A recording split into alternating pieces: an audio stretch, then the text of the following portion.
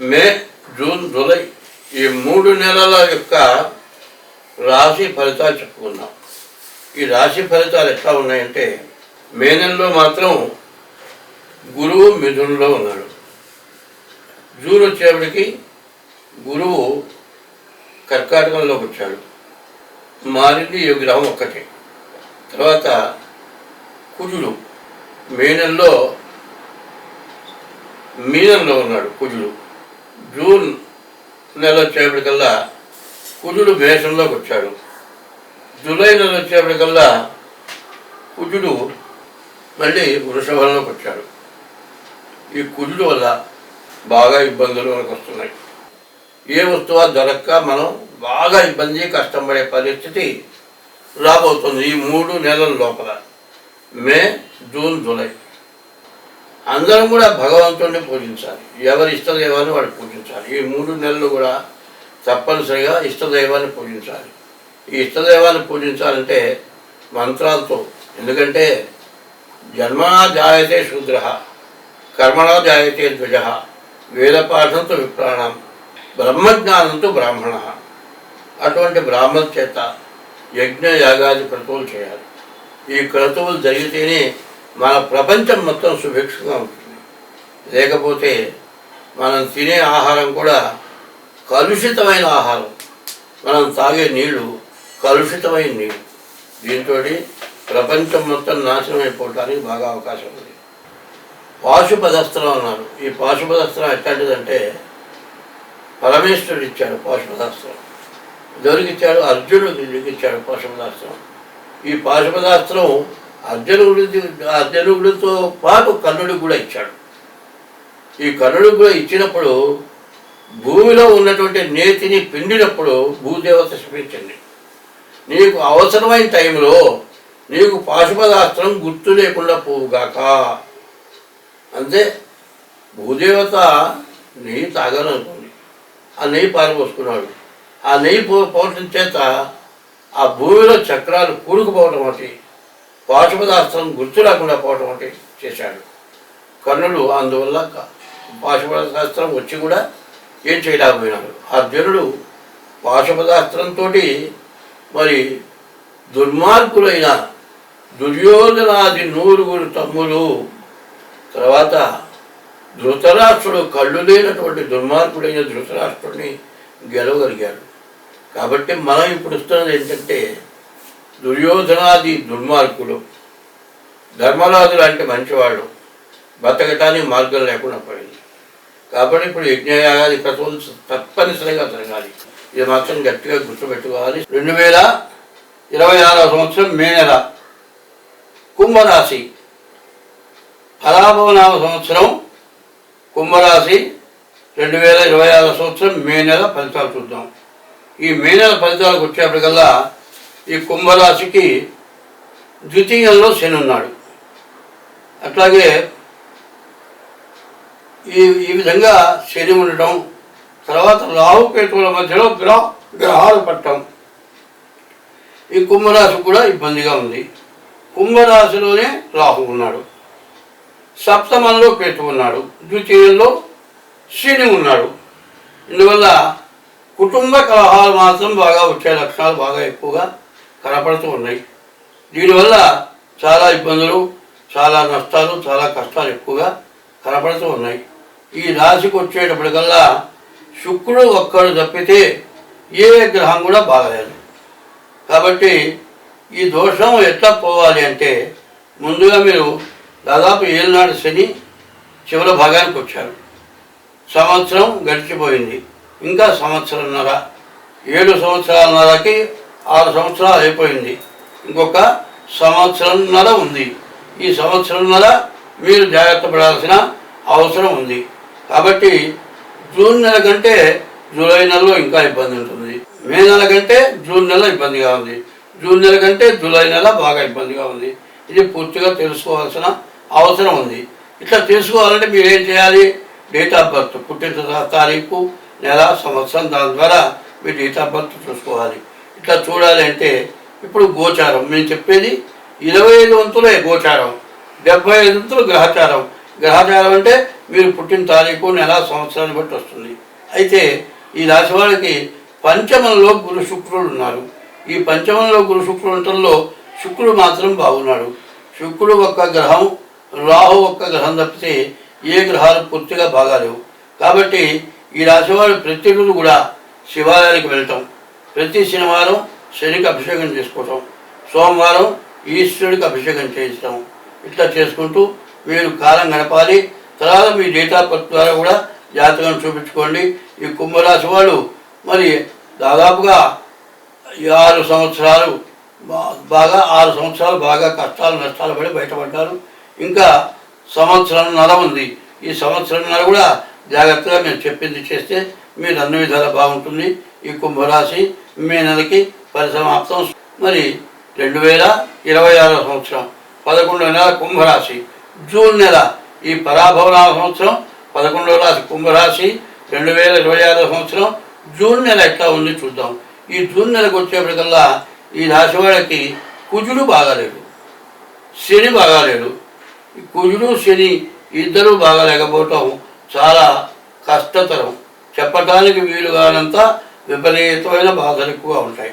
మే నెల కంటే జూన్ నెల బాగా విపరీతమైన ఇబ్బందికరంగా ఉంది. ద్వితీయంలో శని, అర్ధాష్టమంలో కుజుడు. దానికి ఏం చెబుతాడు? ద్వాదశాష్టమ జన్మస్థం శని అంగారకో గురు కుర్వంతి ప్రాణ సందేహం స్థాన చలనం ధరక్షయం.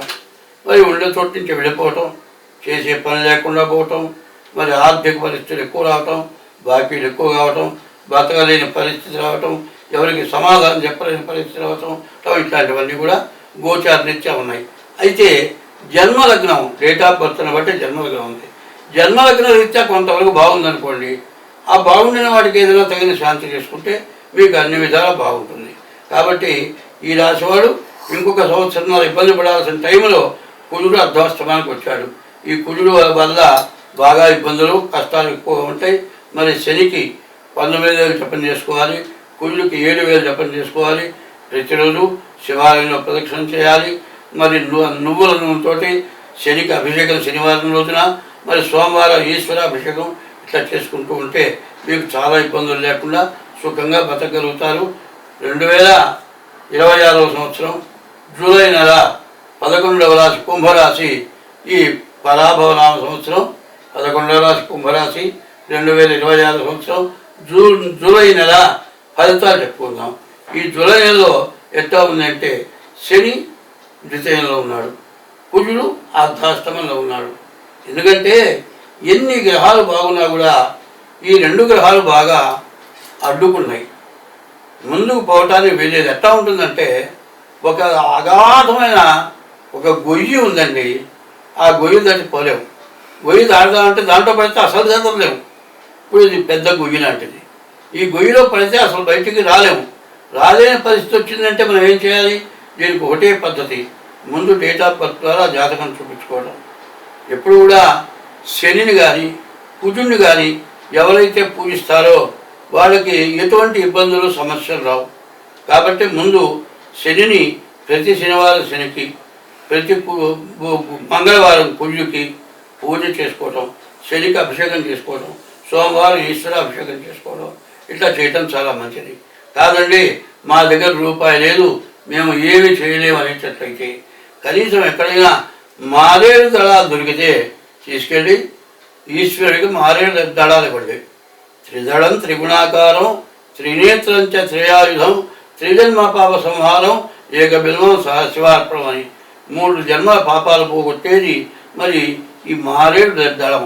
కాబట్టి ఈ సమస్త పాపాలు పోవాలంటే ప్రతిరోజు తెల్లవారుజామున లేచి మారేడు దళాలు ఎక్కడన్నా కోసుకొని వెళ్ళి ఏ రోజు దళాలు ఆ రోజు తీసుకెళ్ళాలి. అట్లా తీసుకెళ్ళి ఈశ్వరుడికి అభిషేకం చేసేటప్పుడు, ఆ దేవుడికి పూజ చేసేటప్పుడు ఆ దళాలు సమర్పించండి. మీ గోత్రం పేరు చెప్పకపోయినా కూడా మీకు తగిన ఫలితం వస్తుంది. ఎందుకంటే స్పర్శనం బిల్వవృక్షస్య దర్శనం పాపనాశనం అఘోర పాప సంహారం ఏక బిల్వం శివార్పణం. మారేడు చెట్టును చూస్తే పాపం పోతుందిట. మరి స్పర్శనం పాపనాశనం, తాకితే మనం ఈ జన్మలో చేసిన పాపం పోతుందట. అఘోర పాప సంహారం, చెయ్యరాని మహాపాపాలు. అవి ఎట్లా ఉంటుందంటే గర్భిణీతో ఉన్న మనిషిని కొడితే గర్భస్రావం జరిగితే అది ఓ పాపంట, పుట్టిన శిశువుని చంపితే అది ఇంకో పాపంట, అసలు గర్భం రాకుండా చేస్తే ఇంకా పాపంట. ఇట్లాంటి మహాపాపాలు అఘోరమైన పాపాలు అంటారు. మరి ఒకప్పుడు అశ్వత్థామ పిల్లల్ని చంపిన పాపం చేత కలియుగాంతం వరకు కూడా అశ్వత్థామ కుష్ఠరోగిగా ఉండమని మరి శాపం వచ్చింది. ఆ శాపం వల్ల మరి ద్వాపర యుగం నుంచి కలియుగం వరకు కూడా అశ్వత్థామ పిల్లల్ని చంపిన పాపం వల్ల అనుభవిస్తున్నాడు. పిల్లల్ని కానీ వృద్ధుల్ని కానీ ఎవరైనా సరే ఇబ్బంది పెట్టకూడదు. వృద్ధుల్ని ఇబ్బంది పెట్టడం చాలా ఎక్కువగా ఉంది. చేసుకున్న భార్యని కష్టపెట్టడం ఎక్కువగా ఉంది. ఎంత తెచ్చినా నీ పుట్టింటి వాళ్ళు ఏమి ఇచ్చారు నాకు అనేవాళ్ళు కొంతమంది ఉంటున్నారు. కాదండి, వీడు సక్రమంగా ఉన్నా కూడా నేను ఇంత తెచ్చాను, అధికారం నాది, అందరూ అట్టా కూర్చోమని అనేటువంటి ఆడవాళ్ళు కొంతమంది ఉంటున్నారు. దీనివల్ల వచ్చే ప్రయోజనం ఎవరికైనా ఉందంటే ఏమీ లేదు. అందరూ ఇటువంటి సమస్య లేకుండా ఉంటే కుటుంబం ఎప్పుడు కూడా వృద్ధి పొందుతుంది. కాబట్టి భార్యాభర్తల విషయంలో, అత్త కోడళ్ళ విషయంలో, అత్త అల్లుడ విషయంలో ఇటువంటి తొందరపాటు పనులు పనికిరావు. అత్తగారు ఏదైనా గుడ్డలు తెస్తే మేము ఇట్లాంటి గుడ్డలు మా ఇంట్లో పాచి పని చేసేవాళ్ళు కూడా పెట్టామన్న వాళ్ళు నేను విన్నా. అట్లా హీనంగా మాట్లాడకూడదు. అది మహాపాపంట. మనోవేదన చాలా విపరీతమైన బాధ, మరణం కంటే ఎక్కువ మనోవేదన. అటువంటి వేదనని ఆడపిల్లని సర్వస్వం ధారపోసి నా కూతురు బాగుండాలి అని కన్యాదానం చేస్తారు. అటువంటి భార్యని కానీ అత్త మామని కానీ జన్మనిచ్చిన తల్లి తండ్రుల్ని కానీ వృద్ధులైనటువంటి వాళ్ళకి అన్నం పెట్టకుండా ఇళ్లలోంచి వెళ్ళగొట్టడం కాదండి. గోహత్య మహాపాతకం. గోహత్య కాదు, వాళ్ళు ఏం చేస్తున్నారు, కూరగాయలు తెస్తున్నారు, చెక్కు తీస్తున్నారు, తరుగుతున్నారు, ఆ కేరా గదిలో చెక్కులన్నీ పడేస్తారు, మూట కట్టి ఇసురు రోడ్డు మీద పడేస్తాడు. ఆవు వస్తుంది, ఆ కేరా క్యారీ బ్యాగుతో సహా నవ్వుతుంది, నవ్వితే నవ్వులు పడదు, కానీ ఇక్కడ మింగుతుంది, ఆ పేగులో ఎక్కుని ఆవు చస్తుంది. ఆవు గడప గడప తిరుగుతుంది. ఆవుకంత ఆహారం పెట్టకపోగా ఇట్లాంటి చెడు పని.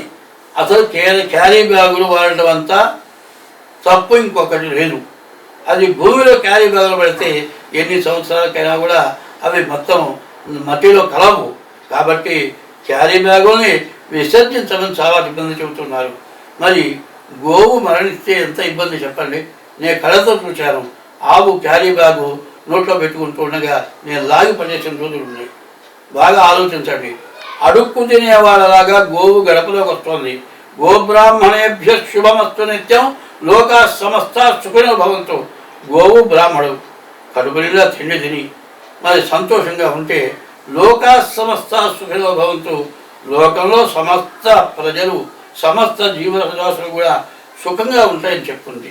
కాబట్టి ఇప్పుడున్న పరిస్థితి ఏమిటంటే భార్యను జాగ్రత్తగా చూసుకోవటం, తల్లిదండ్రులని ఇబ్బంది పెట్టకుండా ఉండటం, తర్వాత పసిపిల్లల్ని వివాహం చేసుకున్న తర్వాత భార్యని పిల్లలు కలిగిన తర్వాత వదిలేసి వెళ్ళిపోయి వేరే పెళ్లి చేసుకోవటం, ఈ పిల్లలు అనాథలైపోవటం, తల్లిదండ్రులు వృద్ధాశ్రమాలకు వెళ్ళటం, ఈ పిల్లలు అనాథలైపోవటం, ఇంకో వ్యక్తిని పట్టుకోవటం, ఆ వ్యక్తి కొన్నాళ్ళ పాటు నీతో ఉండి తర్వాత నీ దగ్గర డబ్బైపోయిన తర్వాత నిన్ను వదిలి వెళ్ళిపోతే అంతకుముందు చేసుకున్న భార్య రాదు, అంతకుముందు కన్న పిల్లలు నీకు ఉపయోగపడరు.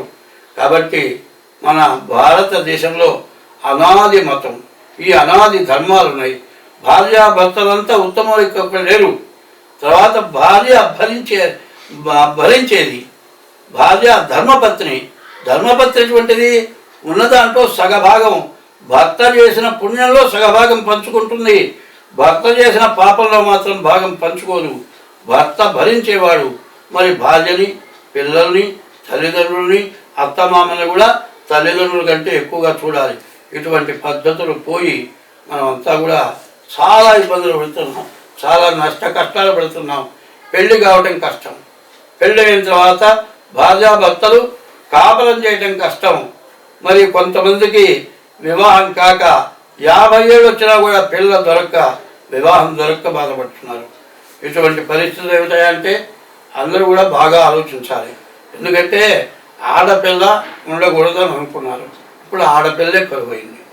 కాబట్టి ఇప్పుడున్న పరిస్థితుల్లో ప్రతి స్త్రీని కూడా సాక్షాత్తు గౌరీదేవిగా చూడాలి. ఎందుకంటే ఎప్పుడు కూడా రత్నాలు నవరత్నాలు 9 రత్నాలు, 10వ రత్నం ఏమిటాయంటే నారీ రత్నం. కాబట్టి ఈ పద్ధతులు ఈ ధర్మాలు చెప్పాలి. జ్యోతిష్యం కాదయా ధర్మాలు చెబుతున్నామంటే మనం చేసే పనుల వల్ల మనకు పాపాలు వస్తున్నాయి కాబట్టి ఇట్లాంటివి చేయొద్దని చెబుతున్నాను. స్వస్తి.